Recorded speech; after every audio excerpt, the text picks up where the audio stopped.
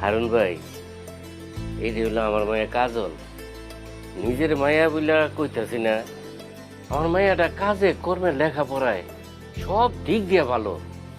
প্রতি বছর ক্লাসে আমার মায়ের রুল নং 1 থাকে। মাশাআল্লাহ, আপনার মায়া দেখতে অনেক সুন্দর, আমাকে পছন্দ হয়েছে। আমরা সিদ্ধান্ত নিছি আমাদের ছেলের জন্য আপনার মেয়েকে বউ করে নিয়ে যাব। কিন্তু তার আগে চলেন লেনদেনের ব্যাপারটা একটু সাইরে নেই।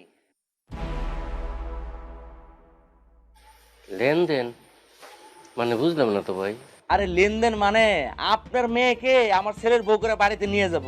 তো ছেলেরে টাকা পয়সা, স্বর্ণ গয়না, TV, fridge, motor cycle, mobile, এই কি কি দিবেন এইগুলার ব্যাপারে একটু কথা বলতে চাইছিলাম আর কি। কারণ বিয়ার দিন ট্রাক নিয়ে আসবো না পিক আপ নিয়ে আসবো একটু জানতে হইব তো। আপনি কি আমার আব্বার কাছে যৌতুক চাইতেছেন? আরে না না মা, এইগুলো আর তুমি যৌতুক কইতাছো কেন? এগুলো তো হচ্ছে উপহার। এইগুলো উপহার তোমার আব্বা তোমারে দিব, আর বিয়ার পরে তো এগুলো তুমিই ব্যবহার করবা। আমরা আর কয়দিন বাঁচুম। আন্টি, স্মার্ট ভাষায় যে যৌতুককে উপহার বলা হয় সেটা আমার ভালো করেই জানা আছে। আমি একজন শিক্ষিত সচেতন মেয়ে, আমি যৌতুক দিয়ে বিয়ে করব না। আপনারা এখন আসতে পারেন। সিদ্দিক ভাই, আপনার মেয়ে এরকম বেয়াদবের মতো কথা বলছে কেন? বেয়াদবের মতো কথা বলতে আপনি আমাকে বাধ্য করছেন।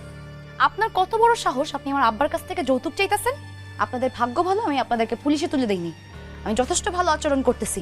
ও মা গো মা, মায়ের তো দেখা যায় ভালো তেজ আছে, দারোগা গো মতো কথা কইতাছে। হ্যাঁ সবুজ, এই মাইয়ারে বিয়া করানো যাইব না, চল চল।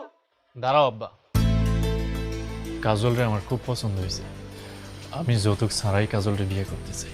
আপনি যৌতুক না নিলেও আমি আপনাকে বিয়ে করতে রাজি না। যারা যৌতুক চায় তাদের মন মানসিকতা নিচু, তাদের বংশ নিচু। আমি আপনার সাথে বিয়ে করতে রাজি না। না না, এইভাবে কথা কইেন না। আমার আব্বা আম্মার হইয়া আমি ক্ষমা চাইতাছি।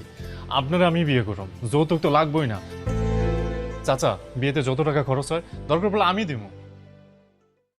এই তুই গুলো কি কস? বিয়ের খরচ তুই দিবি? চুপ করো তো আব্বা। আম করে কি আল্লাহ টাকা পয়সা কম দিছে? তুমি কোন হিসাবে এই যৌতুকটা চাইলা? আমার যৌতুক লাগবে না। আমি যেই কোনো কিছুর বিনিময়ে কাজলরেই বিয়ে করব। ঠিক আছে, তোর যেহেতু পছন্দ হয়েছে, ঘর সংসার করবি তুই, আমরা আর কি করবো। সিদ্দিক ভাই, আপনি তাহলে বিয়ের দিন তারিখ ঠিক করেন। না আব্বা, তুমি তার কথা শুনো না। আমি এই বিয়ে করতে রাজি না। মারে, আমার শরীরটা বেশি বালা না।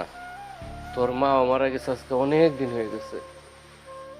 আমার যদি এখন কিছু হয়ে যায় তাহলে তোরা কেডা দেখে রাখবো ক? তোর যদি বিয়েটা হয়ে যায় রে মা, তাইলে আমি নিশ্চিন্তে মরতে পারবো। মারে, তুই আর অমত করিস না।